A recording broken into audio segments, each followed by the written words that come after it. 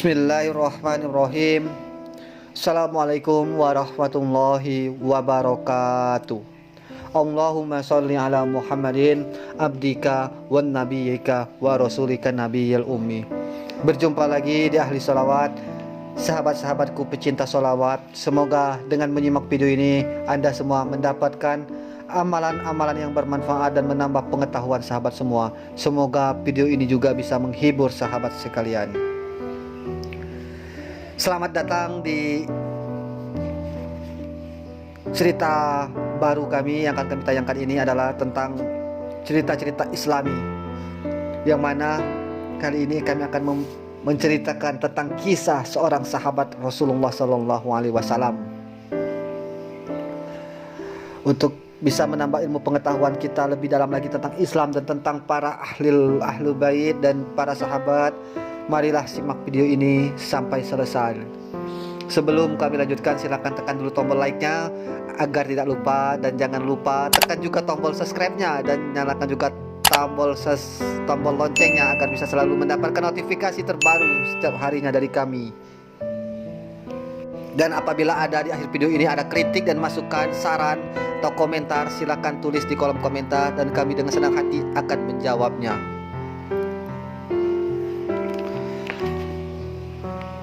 Kisah sahabat ini diambil dalam suatu kitab atau dalam suatu buku yang mana menceritakan tentang Mus'ab bin Umair yang dengan judulnya Ia Memilih Kaya di Surga. Kenapa judulnya Ia Memilih Kaya di Surga, sedangkan di dunia ia mempunyai seorang ibu yang sangat kaya raya pada zaman Rasulullah SAW, tapi ia tidak memilih ibunya dan ia lebih memilih Islam dibandingkan orang tua dan harta tersebut. Pemuda itu rela melarat dan lepas dari pelukan ibunya yang kaya raya, tapi memusuhi Rasulullah SAW demi memeluk Islam. Untuk tidak memancing amarah sang ibu, Mus'ab bin Umair menyembunyikan keimanannya kepada Rasulullah SAW. Sebagai pemuda kaya dan tampan, ia sering mendengar bahwa Muhammad Al-Amin mengatakan diutus oleh Allah Subhanahu wa Ta'ala sebagai pembawa berita, suka maupun duka, untuk mengajak umat beribadah kepada Sang Pencipta. Ia ingin membuktikan kebenaran berita itu. Suatu hari ia mendatangi rumah Arkam bin Abil Arkam di Bukit Syafa, lokasi yang terhindar dari jangkauan kaum Quraisy yang suka mengancam Nabi Muhammad SAW. Di sanalah Nabi menyelenggarakan dakwah. Ketika itulah Mus'ab bin Umair terpesona oleh untayan kalimat Rasulullah yang tepat mengenai sasaran kolbunya. Saat itu Rasulullah SAW mengulurkan tangannya yang penuh berkah dan kasih sayang. Beliau mengurut dada Mus'ab yang sedang panas bergolak, menenangkan hatinya yang bergejolak hingga tenang dan damai. Sejak itu pun ia memeluk Islam. Yang jadi soal, ibunda Mus'ab, Funas binti Malik, adalah tokoh Quraisy yang ditakuti oleh kaumnya. Mus'ab sendiri tidak pernah takut kepada siapapun juga selain kepada ibunya. Bahkan kepada orang-orang Quraisy sekalipun ia tidak pernah gentar.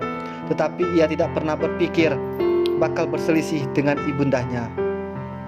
Namun tanpa sepengetahuannya, kegiatannya tak mengikuti dakwah Rasulullah di Darul Arkam diam-diam tercium juga oleh kaum Quraisy adalah Utsman bin Tolha yang melaporkan hal itu kepada ibundanya Mus'ab.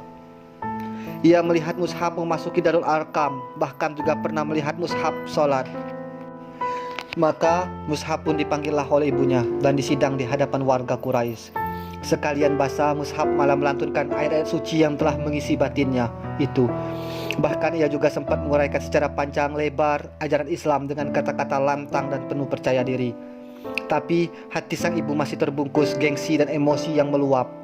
Tentu saja ia tak mau kehilangan muka di hadapan warga Quraisy hanya gara-gara perilaku anaknya. Maklum, ia adalah wanita yang cukup disegani. Karena itulah ia mengangkat tangan kanannya tinggi-tinggi yang siap-siap untuk menampar muka anaknya. Namun atas izin Allah Subhanahu wa Ta'ala, tiba-tiba tangan itu terkulai. Sontak wajah Mus'hab berbinar-binar, namun kenyataan itu masih belum mampu membuka mata hati sang ibu. Tak hayal dikurungnya Mus'hab di sebuah kamar yang terpencil di rumahnya selama berhari-hari. Tapi berkat keteguhan iman, kurungan badan itu tak mampu mengurung indrahnya. Peristiwa-peristiwa yang terjadi di luar rumah selalu sampai ke telinganya, termasuk kabar tentang rencana kaum muslimin untuk berhijrah ke Habasyah, Afrika. Kabar itu membuatnya nekat menerobos kurungan dengan mengelabui penjaga rumah dan ibunya sendiri. Alhasil Mus'hab berhasil lolos dan ikut berhijrah. Ketika Mus'hab pulang dari Habsyah, sang ibu berusaha mengurungnya lagi.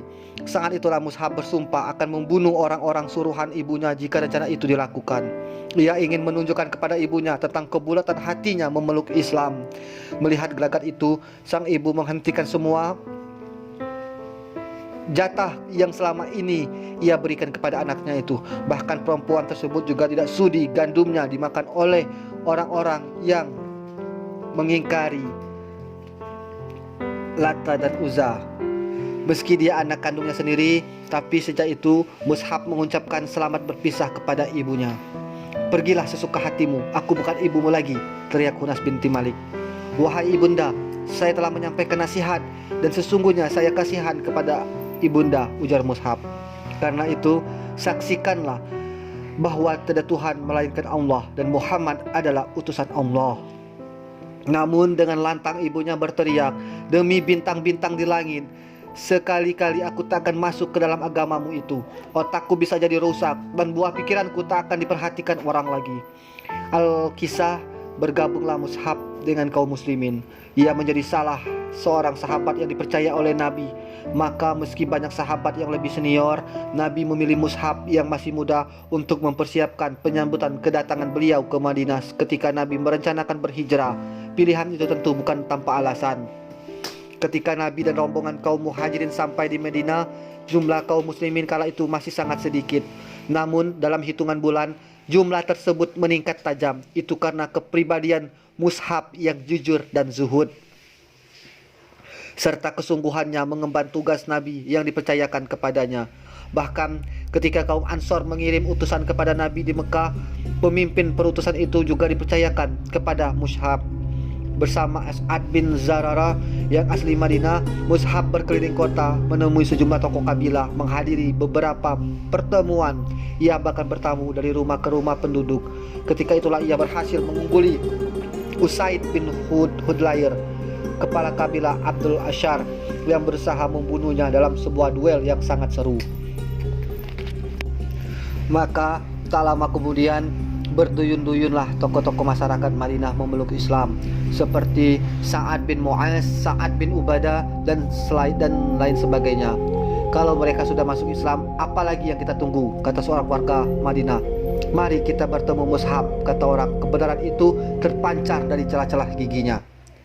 Allah Subhanahu wa Ta'ala menganugerahkan umur panjang kepada Mus'hab. Ia sempat ikut serta dalam perang Badar dan perang Uhud. Dalam perang Badar, kaum muslimin memperoleh kemenangan, sedangkan dalam perang Uhud mereka mengalami kekalahan. Bahkan paman Nabi Hamzah wafat karena dilempar tombak oleh Wahsy, seorang budak hitam suruhan Hindun, istri Abu Sufyan. Sebagai pembawa bendera, Mus'hab tetap berusaha sekuat tenaga menegakkannya dengan mengempit, meski kedua tangannya telah putus oleh tebasan Ibnu Kumayyah. Dalam posisi yang sangat sulit itu, ia berseru, "Wa ma Muhammadun illa rasulun qad halat min hablihir rasul." Tiadalah Muhammad itu kecuali seorang rasul, dan sesungguhnya telah didahului oleh beberapa rasul yang lain. Seruan itu selain merupakan ekspresi keimanan, juga Mus'hab dimaksudkan untuk memecah perhatian lawan agar Nabi terhindar dari serangan musuh. Dan ternyata berhasil. Namun seorang berkuda tiba-tiba menghujamkan tombak ke tubuh Mus'hab, lalu ia pun gugur syahid. Kesyahidannya itu diucapkan oleh Nabi di hadapan mayatnya. Beliau akan mendapat saksi di hari kiamat bahwa Mus'hab adalah syuhada di sisi Allah. Wallahu a'lam bishawab. Sangat menarik cerita ini untuk didengarkan. Semoga ini menambah pengetahuan kita, keimanan kita kepada para sahabat Rasulullah SAW di zaman dahulu.